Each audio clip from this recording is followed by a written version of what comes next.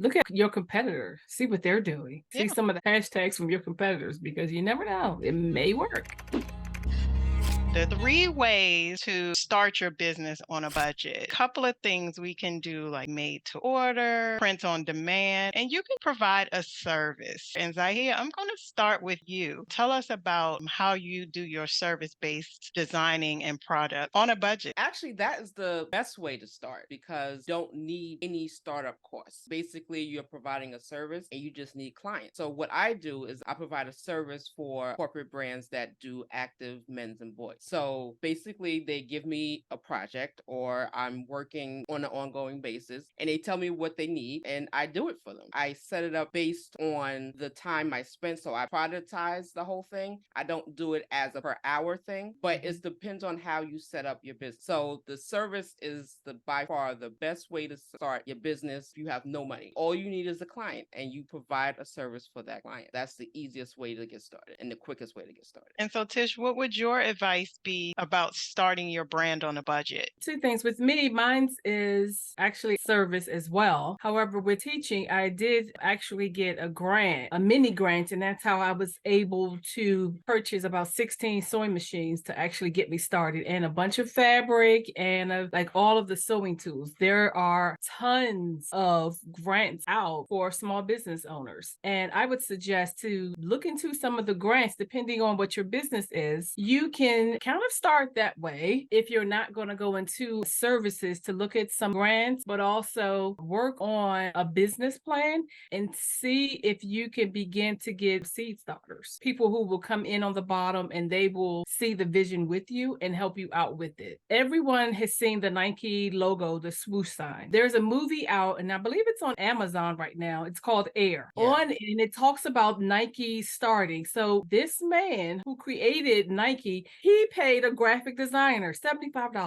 $75 to make this graphic for this logo. There's a similar marketplace where you can get a bunch of services that's fairly cheap, and it's called Fiverr. I love Fiverr. Yes, I love Fiverr. They did my logo starting out, but there are a few different things that you can get from Fiverr to help you to get it until you are able to afford someone who was, let's say, a lot more professional or agency to help you out. Fiverr is a great tool to use. So wait, we're going to pause for a second and we're going to pay homage to Tisha's pink coat right now. Stand up and give the people a preview of it. I told you all, it's a faux fur coat because I don't want Peter coming after me.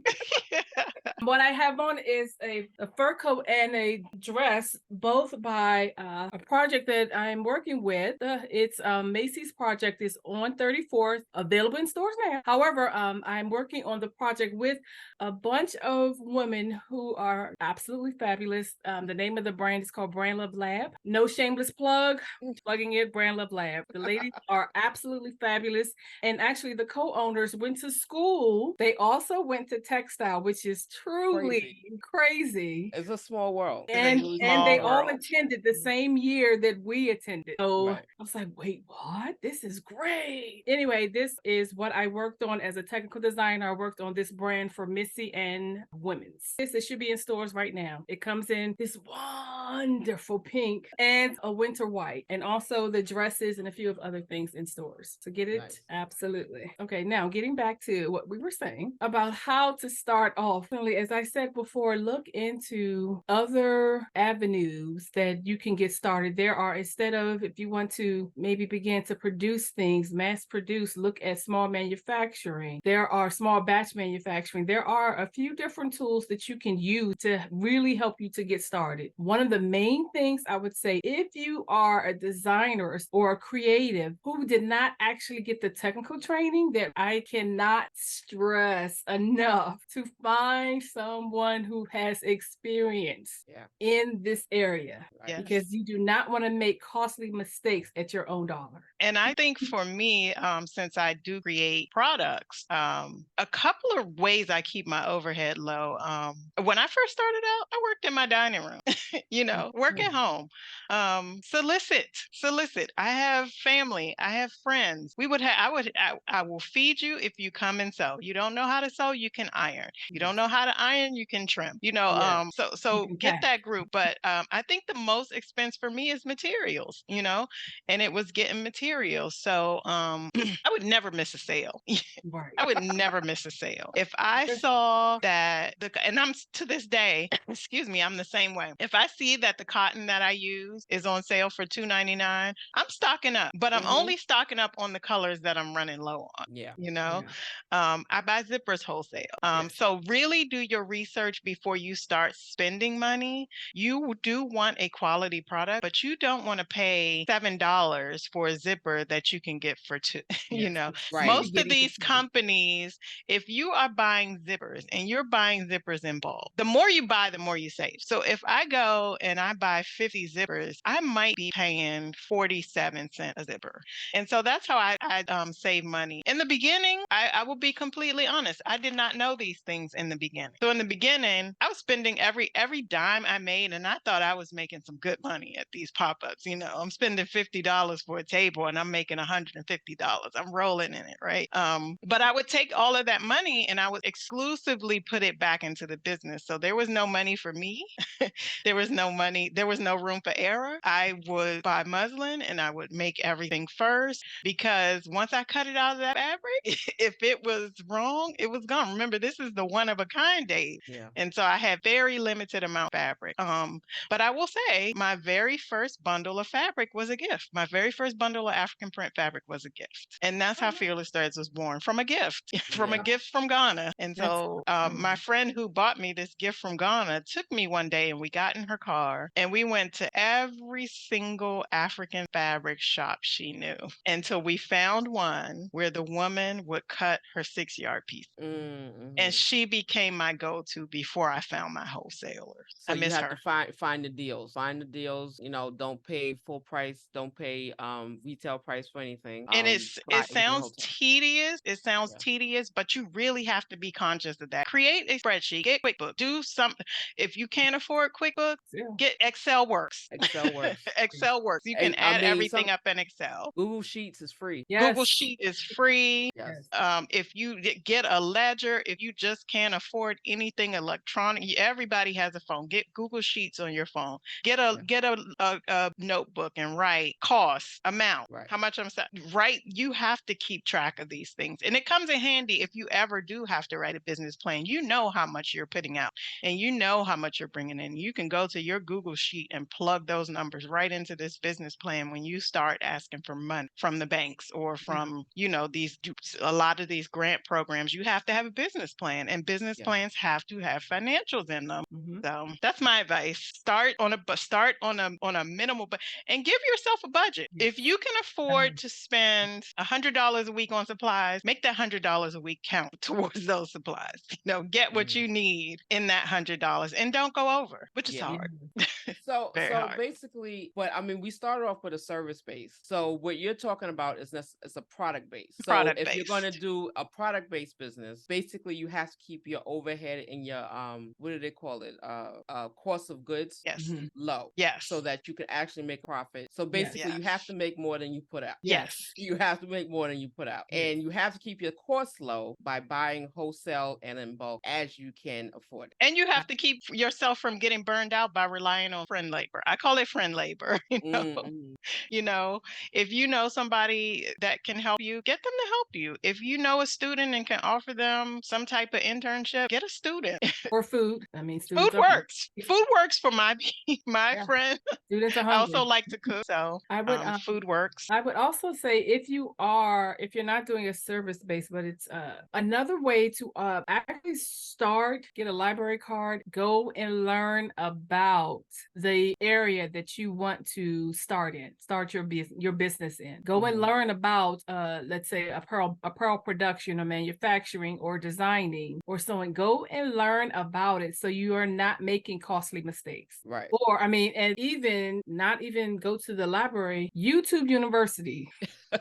That's And helped YouTube is free. Yes, YouTube is helped free. a lot of people out. Learn as much as you can because this is your business and your baby. You do not want to make costly mistakes. Right. You don't want to make costly mistakes. I mean, the thing about it is, I mean, the more you learn, the less costly mistakes you will make. But because you're new to business, Yeah. mistakes will be made. Yes. Yes. You know, so Yes. I wouldn't say don't be afraid of making mistakes because that will stop you from doing whatever you have to do, but make it a learning thing, not just a mistake. So whatever mistake you made, learn from it, pick Yeah. yourself up and keep on going. You Yes. can't just say, oh, that was, oh, what was me, blah, blah, blah. You know, it's just, okay, you made the mistake. You learn from it. Just don't make that mistake again. Yes. Because if you make it again, then it's going to cost you double Exactly. Yes. of what you just did, We use a tool called Lesson Learned. At So Creative Lounge, we use a tool called Lessons Learned. So after Right. every major event, we talk about what went right, what went wrong, what we should do going forward. And it could be something as simple as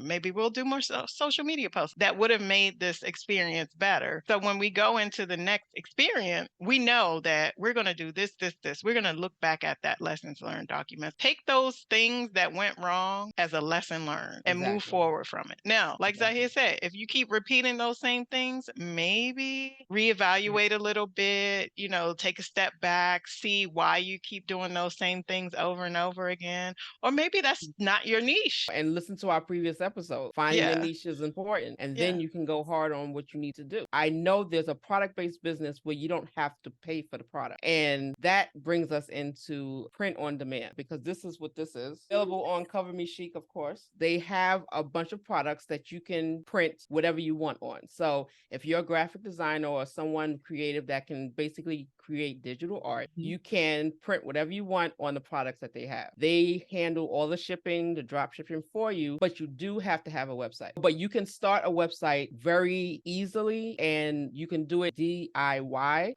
Use WordPress. I am a website designer of developers. You can do it on a budget. Yes, you can spend money and get it done professionally, and I would suggest that, but when you're starting out, you can do it yourself. All you really have to pay is for hosting and your domain name, and then off to the race. So that's a very low budget way of getting yourself in there without spending a lot. And my very first website was Etsy. And Etsy is great. You don't have to pay for Etsy. You pay to list your items, and it's something very minimal. When I was doing it, it was probably like 20 cents an item. Your item is there for 3 months, and they took something like 2.5% of your sales. So Etsy, it's free. But now Etsy, you can do downloads. You can do digital downloads on Etsy. You can do all of these things on Etsy. So look into places like Etsy and Shopify and these places that offer a version of their website for free, just to even see if it's for you. And Etsy, actually, I think that's lower than like a credit card. Like if you would have a credit card, I think that it's 2.7 or 2.9% now, plus 30 cents. So Etsy is probably less than if you would have your own payment processor on your own website. So that's even, I don't know if you can do print on demand on Etsy. You can do print on demand. No, you can't do print on demand. You can do digital download. So if you were to sell that as a heat transfer, then you could sell that on Etsy. Because it's actually actual art. So you can even, and that's even a quicker way to start. You don't even have to have your own website. You can go to Etsy and have, develop your art and have it, done another way. You can always get started, and don't let money stop you from getting started because it's very minimal. And I know another thing, you can sell on social media. I was going to say the Redbubble and Amazon merch, where you just literally upload your designs and they take everything from there. You name the design, they upload it, you set your price, they take a profit because of course it's Bezos Amazon. So they're storing everything, but they're mailing it out within 2 days, and you get a royalty from whatever that is. If it's a t-shirt, a pop socket for the cell phones, a tote bag, you are getting royalties. Plus it is international, so wherever Amazon is, that shirt will stay on Amazon website for the life of Amazon. So it's pretty much limitless to what. And you can I was using Canva just to create a couple of graphics, something really quick, some fonts, and just uploaded that. But I also used Redbubble. Redbubble is the same way. They have a little more range of products that you can use, and then you can post all of that to social media. And I know like right now, TikTok has TikTok shopping. Right now, it's the best time for someone to get all of their product out and it's free. Yeah, it's a good Oh, way. I mean, I just want to just preface this whole thing by saying this is how you get started. And this is yes. not necessarily how you continue your business. Right. Because when you do print on demand, Amazon Merch, Redbubble, stuff like that, your margins are not high at all. Right. You don't get a lot of margins Yeah. at all. You, So when I say margins, meaning the amount of money you pay for something and the amount of money it costs to get the product made and how much you sell it for. yeah. And the margin is what that is in between. So say for instance, on I print what's it, Printful, they might charge, $12.95, $13 for a shirt. Right. You sell it for, $20. $23. That's $10 Yeah. profit. Agree. Right. So you're going to have to sell a whole lot of shirts to really turn a real Yes. profit. So then Yes. it's all about marketing. So Right. you don't have to have a lot of startup money, but you have to have, the wherewithal and the marketing to get your product out there. So Yes. this is a way to get started. This is not necessarily a way to make a lot of money at once in the beginning. In the beginning, yeah. Yes, But there's there other are ways to make money when you scale,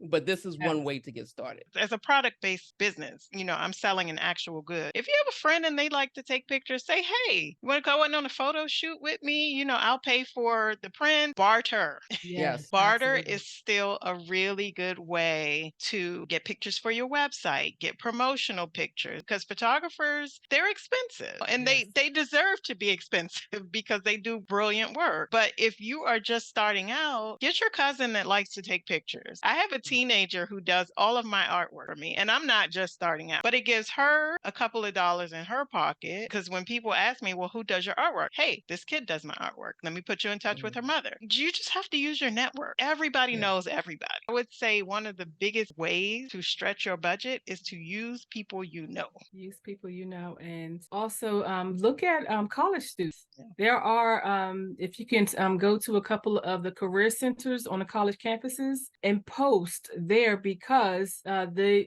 college students, they need the experience. They need the experience. Yeah. Yeah. And some of I them, mean, they need granted, you still internships. have to give them a stipend. You can't. Yes. Yes. Yes. They're not. Can't get free labor. Yes. And also, if you have something to sell, partner with small businesses. Go to these small businesses and say, hey, do you take local artists? I made XYZ. Here's a sample of my work. Do you think it will sell here with a commission? That's passive income. If you can get into a couple of those small shops and keep them stocked, that's all you have to do. That's money that's going to come in that you can put back towards your business that you don't have to think about. The stuff is there. I haven't explored it yet, but I'm also looking into Amazon Handmade. I make a product. So let's put this product on, as we like to say, Jeff Bezos, internet. Let's Yeah. put this product on Amazon and just get it out there. And the more places you have your product, the more people will see your product and the more people will want your product. Look at your competitor. See what they're doing. See Yeah. some of the hashtags from your competitors because you never know. It may work. Yeah. Sure. Yeah. I mean, so we talked about service-based, we talked about product-based, and I think the last one we need to talk about is custom. I know we don't like doing it, but we Trying to did skip start over there. it.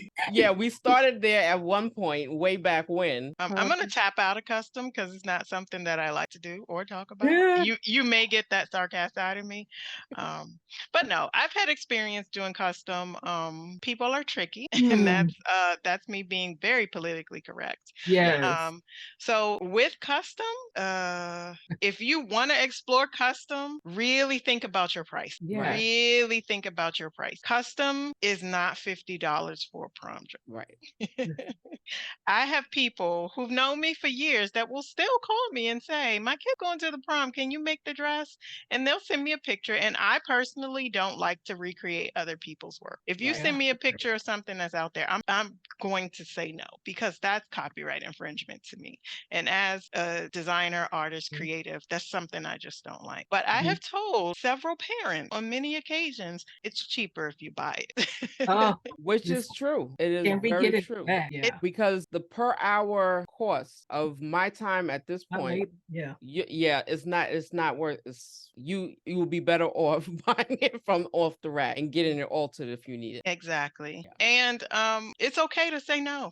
Yes, it It's is okay to okay to say say no. no. So, But I if mean, you if you're doing customs, I think what you're saying is know your price, know what you're worth first, know what your time is worth, and be picky about your customers. I mean, I know in the beginning, everybody wants to say yes, yes, yes to everybody. But if somebody's starting out saying that they want, a fur coat like Tish, and only willing to pay, $10.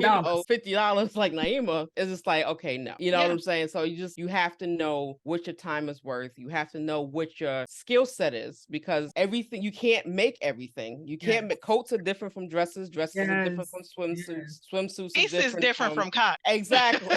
Right. Exactly. You have to know your fabrics. You have to know what fits and it's iterations, custom is all about fit and one of a kind. So it's costly, and you really have to charge for your time. You really You have have to to charge for your charge time. for your time. My other advice, if you do want to do custom, make a explicit contract. Mhm. Make a contract. Have that contract state exactly how many fittings they need, exactly what it's going to be. If you want them to provide their own materials, spell out what those materials will be because Exactly. a non-sewer or a non-creative will go into a store and they will see lace for 199 and they will buy it and they will not get the same results and they're going to come to you and say this doesn't look like the picture. And what can Exactly. you say? Well, that's not the lace I told you to get. Well, you told me to get lace. And then it becomes something ugly. Yes.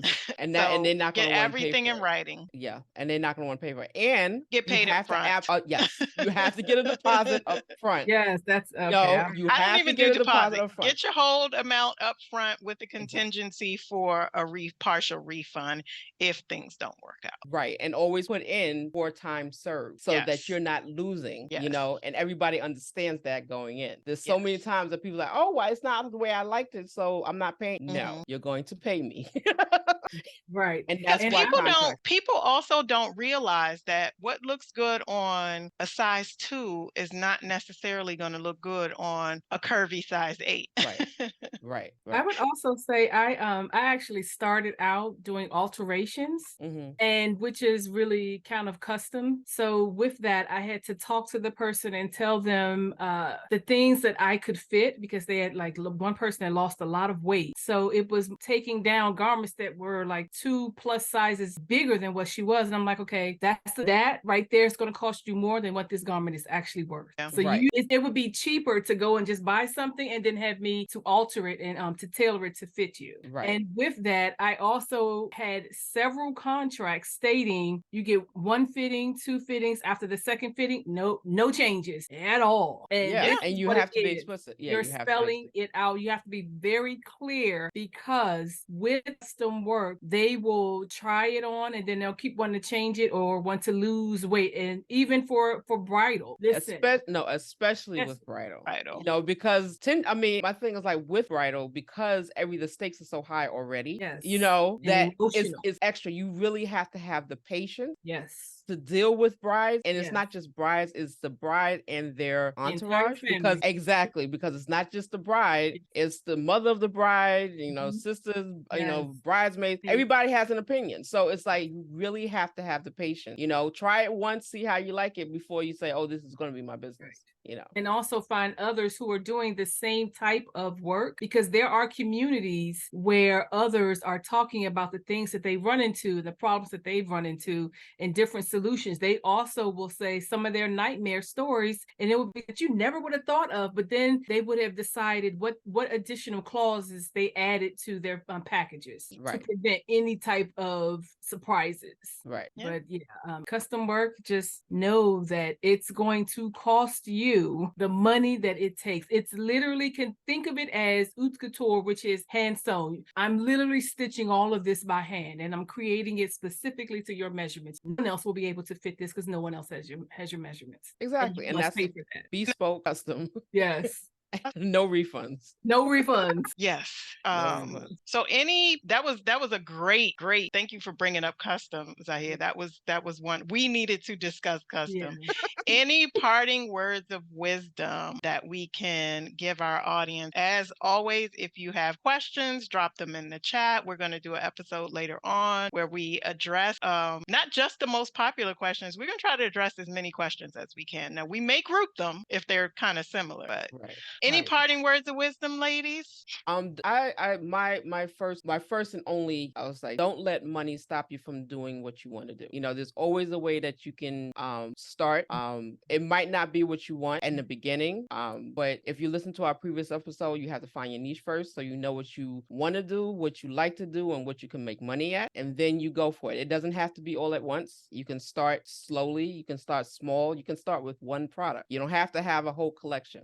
Some people just start with like dresses, or some people just start with just tops, or just skirts, or just bags, accessories, whatever that is. You only have to have one good product, sell the bleep out of that product, and then you add more, and that's what it is. I mean, start. You have to start. Don't let money stop you. Absolutely. Tish? And I would say don't despise small beginnings. Mhm. Everyone starts off small. Don't despise it, but also get to know your community. Mhm. So you know who you can talk to, and maybe test out each one of them to see where you actually fit and what you actually like. But don't despise small beginnings. And I would just say take those not so savory moments as lessons learned. Mhm. Learn from those things that we'll just say mistakes, because I can't think of a better word right now. But take those mistakes and learn from them. Don't let them discourage you. Don't get down on yourself because you didn't go out and make $3,000 your first outing. Because honestly, if you went out and you made $30, that's a win because somebody Yes. liked what you put out there. So, just always think about your lessons learned. And I Oh. taped my first $2 bill. It's like, I still yes. have my first $1. I didn't do that. I should have, Oh, but I didn't do that. I wish I did, but I didn't. Yeah, I wish I did. that's because, but we live and we learn. As I Well, said, I guess that's it for this episode. So if you are watching on YouTube, leave comments and questions below. But if you're listening wherever podcasts are, yes. subscribe, download, And and tell your share. friends And and share. share, exactly, and tell your friends. Tell your friends. I was like, Until until next next time, I'm time, Zahia. Yeah, I'm Zahia from Cover Me Sheet. Naima from Fearless Thread. And Letitia from Keeping You in Stitches. See you next See you time. next time.